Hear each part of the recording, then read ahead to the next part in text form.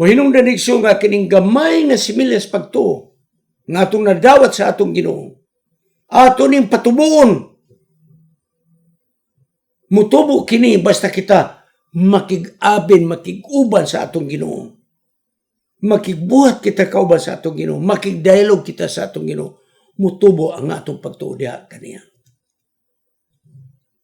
Ang pagtuo, mabot ka na to. Pinaagi nga aduna tayo nadungog. Pinaagi nga aduna tayo nabasa sa pulong sa Dios. Mahinungdan nga di gyud ta kapuyan magbasa og Biblia. Balik-baliko na to nagbasa mga kaigsoon. Kay makapadugang na pagpaligod sa atong pagtuo. Ang pagtuo kalibog pagduha-duha mag-uban na sila igsoon. Wa na magbulag nara na. Naay pagtuo pero naay gyapon kalibog. Mao nga naging Ginoo, amahan mo tuba ikaw nga ako maabot kining yawa sa imong anak. No sige sa amahan nga nagdala sa bata. Nagtuo ako pantabang niya ang akong gamay nga pagtuo. Nanatay pagtuigsoon pero napatay mga pagduha mo ni atong yampo. Nga kining moabot nga pagduha ato ni yampo Ginoo tabang niya among unbelief. Help my unbelief. Kining pagtuo personal ni iya ta. Di ka pwede makahulam sa pagtuo sa uban.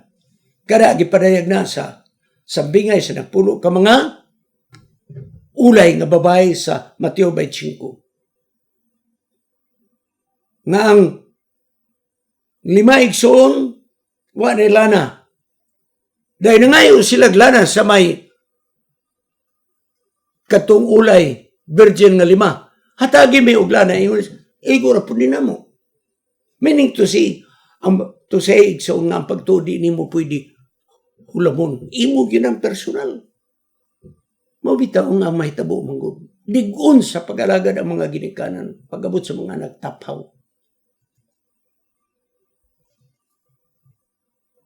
Ang atong pagtubag igsoon sa Banal Espiritu mo, atong ehersisyo ng atong pagtuo. Ipakita nato nga ang tanan, itugyan nato sa Ginoo. Ginoo, ikaw nang bahala diha. Kung mabot na ang katapusan sa kapanahonan, ang mga katawan sa Dios mailhan. Nining duha ka mga punto.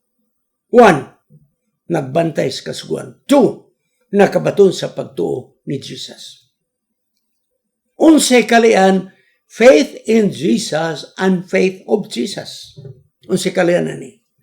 Ang pagtuo diha ni Jesus o ang pagtuo ni Jesus.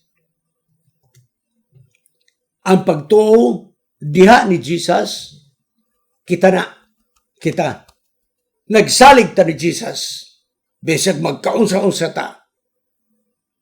Nagsalig ta kaya nga naman, nagtuo ta. Faith in Jesus. Misandig ta niya. Ang faith of Jesus, mo kinang kinabuhi ni Jesus.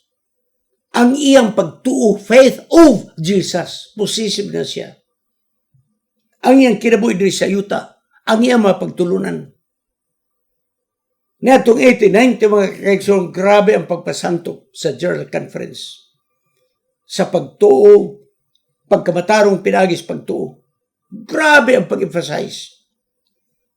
Hangtod na sabtan sa mga katawhan nga di lamang sa atong pagtuo. Atong dadoon ang misayas, tulog ka mga manlunda. Mo nag-emphasize igsoon sa mga pioneers nato, ng mga Adventist. Apan sa wala pa diya mga kaigsunan ang ipasantok dayag yun sa atong iglesia. Pagtumas kasuguan. Grabe ang emphasis diya. Nawala ang focus nato sa mayong balita. Mga Selected Messages, Book 3, page 152, nagawin si Ellen White. Ang kasuguan sa Diyos. Grabe na ang pagproklamar sa mga tao sa Diyos. Parang pagtuo ni Jesus, wala kaayo maproklamar sa Seventh Adventist Church. Sama sa kaimportante sa kasuguan o sa pagtuo ni Jesus. Mag-uban na sila. So, sa maning pagtuo ni Jesus. Faith in Jesus, ato na. Misalig ta ni Jesus. Apat, faith of Jesus, Mao kan ang pagtuo ni Jesus atong tanawon. Sa Gitsemane samtang nag-agulo siya kay sa dili madugay dakpo na siya. Makita na to ni sa Matthew 6:36-42. Grabing hapa-hapa niya sa bato. Nagdangoy-ngoy sa paghilak. Nahibalo siya sa kamatayon umabot. Ang makasubo kay pag humaniag ampo, pagtanong sa mga apostolis na natulog, pagtukaw mo, ang akong panahon, hapit na moabot. Ibaro mo kung saan pagto ni Jesus mo ni, amahan ko. Kung arang mahimo, amahan ko kung arang mahimo, isaylo kining kupas mga kasakit. Kung arang mahimo. Apan kung dili man, ang imong kabubuton may matuban, that is faith of Jesus. Gibati niya 100% nga tao ang kamatayon makahadlok. Ang kasakit makahadlok. Mo to naghangyo siya, mahan ko, pwede ba nga kining dili lang kumuagi ani nga kamatayon? Kung pwede, apa kung dili, ang imong kabubuton mo yung matuban. This is the faith of Jesus. Busaigson ang pagtuo ni Jesus mao kini. Nga ato ning huwaranan, paningingnan. Nga si Jesus nagingon, kung pwede lang, ayaw lang ko ipa-experience yung mga kasakit. Apan kung dili, ang imong kabubuton may matuban. Total obedience is the faith of Jesus. Akong balikon, ang kinatibuk-an nga pagsalig, kinatibuk-an nga pagsunod sa kabubuton nga kini misangko sa kamatayon, iyang gidawat ang kamatayon. Total obedience, mga kaigsunan. Mouni ang pagtuo ni Jesus. Kamot may kamatayon magunsa diha. Hangyo lang ta, Ginoo, pwede ba di lang may ka-experience, pero kung dili imong kabubuton mo ito, mouni ang atong sundugon nga pagtuo. Committed pa bisan hangtod sa kamatayon. Total obedience. Therefore, mga kaigsunan, ang pagtuo ni Jesus nga total obedience mo ng sentro sa atong kinabuhi. Aron kita makabaton niining maluwas nun relasyon nga to sa atong Diyos. Sa diya nga atong mabatan ang pagtuo ni Jesus nga mga total obedience, nagpasabot nga kita nga sumusunod ni Jesus, total obedience po. Nga kita kanunay mo abide sa atong Ginoo. That is the faith of Jesus nga atong isulod sa atong kinabuhi. Magmapinadayon kita sa pagsunod sa atong Ginoo. Sa panahon nga atong pagtuo murag maluya,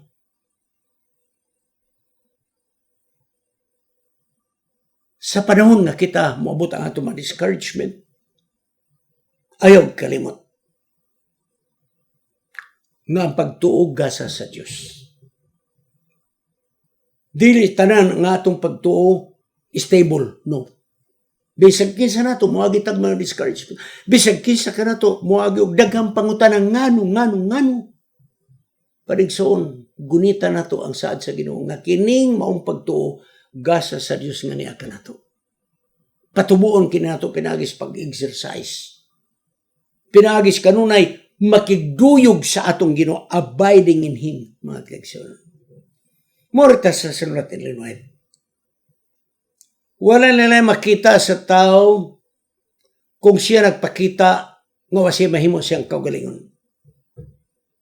Apang kining tao nga nag-angkon nga wasi mahimo siyang kaugalingon, mo na yung tao igsoon nga dili mapukan. Kay kining tao nga nagabati nga wa siya'y mahimo siyang kaugalingon, nagasalig sa kanid tibukan, ngadto sa iyang manluluwas. So, igsoon, bationg yun nato. Sa atong pagtuo, we are nothing. We are helpless. O sa diyan ang magbati kita nga wag tayo mahimo sa atong kaugaling ko ang pagtuo kayo sa saka kanaugman. Ang ato ra gyud mga kaigsoon mo, musalig lang kita sa mga merits, mga gibuhat ni Ginoo sa alang kanato. Nagpareho si Ellen White, ang pagtuo mo tubo, pinagis pagampo, pagtuos pulong, o pinaagi sa pakiguban sa presensya sa Dios. Sa nga mabot ang kaluyahon sa tao, ayaw kalimot nga kanunay kita mukantak sa atong buhi nga Kristo pinaagi sa atong pagampo. Ug ato kining ug siya magagunit sa atong kamot nga dili kita niya buhian. Ministry of Healing, page 182. Ganahan ko ani. And He will hold them by a hand that will never let go. John, dili kita ang mugunit sa kamot ni Jesus kay muluyan ni, mukapoy ni, madiskoryo ni, mawada ni pagtuo. Apareksyon atong itunon atong kamot ug may kita Ginoo gunit ang akong kamot. Kay kung ang Ginoo may gunit sa atong kamot, di ta makaikyas mga kaigsoon. Nagparehan sila Illinois. Ang matinudanon, makanunayon nga pagalyupo ngadto sa Dios pinagis pagtuo. Nga kini nga pagtuo mga kaigsoon na naghatod nato sa tumang pagsalig dia sa Dios. O ang atong walay kinutuban nga pagtugyan sa iyang buhat. Nan kini mga kaigsunan makahimo nga balang espiritu makigubang kanato sa pakig-away batok sa gahom, sa kangitngit, gahom sa yawa mga kaigsunan. Desire Pages, page 431. Arita sa sumada, synopsis. Pagtuo, pagsalig, o pagtugyan sa inunimos na ng mga pulong. O kini igsoon kinahanglan matag Kristohan niya katanini. Pagtuo, pagsalig, o pagsandig, pagtugyan, kinahanglan naa kita niining tanan. Ato ning mabatnan, pinaagi sa atong relasyon ngadto sa atong Dios. Kaya ang pagtuo mo'y maghatod ka nato sa atong relasyon ngadto sa atong Dios. Walay pagtuo nga mahitabo kung walay relasyon rather. Akong balikon, walay relasyon nato ngadto sa Dios nga mahitabo kung wala kitay pagtuo. Ang pagtuo mo kinahanglan atong gisaligan, atong gitugyan, ug atong gituuhan, ug atong gilauman, bisan pas mga butang nga wa nato makita. Naglaom gyud tanini nga kini gyud mahitabo. Ngano niya pamantas pag-alagad dito? Ngano niya mantas pag-alagad rather? Ngano? Kay nagtuo ta. Nanay umaabot nga Kristo. Nga ba tayo ebidensya? Biblia rin atong ebidensya. Pagtuo, may atong puhunan. Wala na ito makita. Apan sigurado kita nga kini mahitabo. Ang pagtuo la makapawala sa paggamit sa atong utok.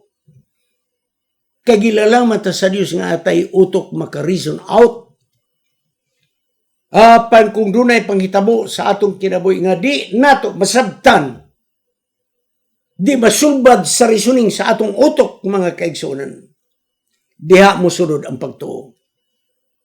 Kay kung dunay mga panghitabo sa atong kinabuhi, ngano nga nahitabo ni kanato? Ngano man? Nga unta mo man ang ku. Ngano nga nahitabo man ni?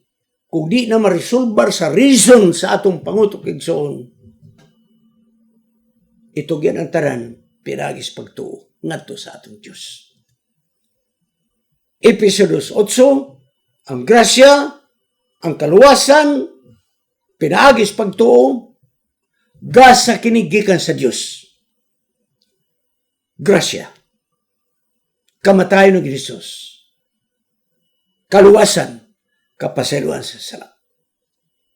Kining grasya o kaluwasan, atong madawat pinagis pagtuo. O kining tulo, grasya pagtuo, o kaluwasan, gift kini sa atong Ginoo. Dahil sa versikulo ni binigyan din bisan pa man ang maayong binuhatan, di po ni ato. Di po ni ato. Gihatagan pagtuo, ni resulta sa maayong buhat. Therefore, ang maayong buhat, gasa gihapon pinaagi sa pagtuo. Ako balik ko na.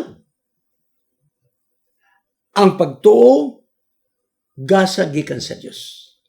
O ang pagtuo mo resulta sa maayong buhat. Therefore, ang maayong buhat gasa sa Dios pinaagi sa atong pagtuo. Kompleto igsoon ang gi-provide sa Ginoo nato. Ang grasya sa mani kamatayon ni Jesus mo ang grasya. Kaluwasan kapaselo sa atong sala. Mayong binuhatan si Jesus mo ay nag-ugmad sa binuhatan. Busa igsoon. Ang grasya, kaluwasan, mayong binuhatan kining tanan gift sa atong Ginoong hikanan. Wala gyud ato mga kaigsunan.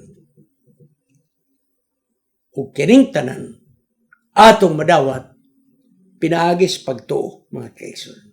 Og ang nakanindot kay pagtuo gasa gihapon gikan sa Dios. Ang ato lang igsoon mo ang pagdawat. Dawaton nato kining mga gasa. Grasya atong dawaton. Kaluwasan atong dawaton. Pinaagi sa pagtuo. O kining pagtuo gasa gihapon mga kaigsunan. Kaya pagtuo mo kini ang makapadasig ka na to sa pagkamatinumanon sa atong Diyos. Sama kang Abraham. Ang pagtuo niya mo ay nagatulod ka niya pag-adtos kanaan. Sama kang Abraham, ang iyang pagtuo mo ay nagatulod ka niya nga iyang ihalad sa Isaac. Nga gisugo man siya sa Ginoo sa atong Ginoo. Pagtuo gyud igsoon. Moritas practical application.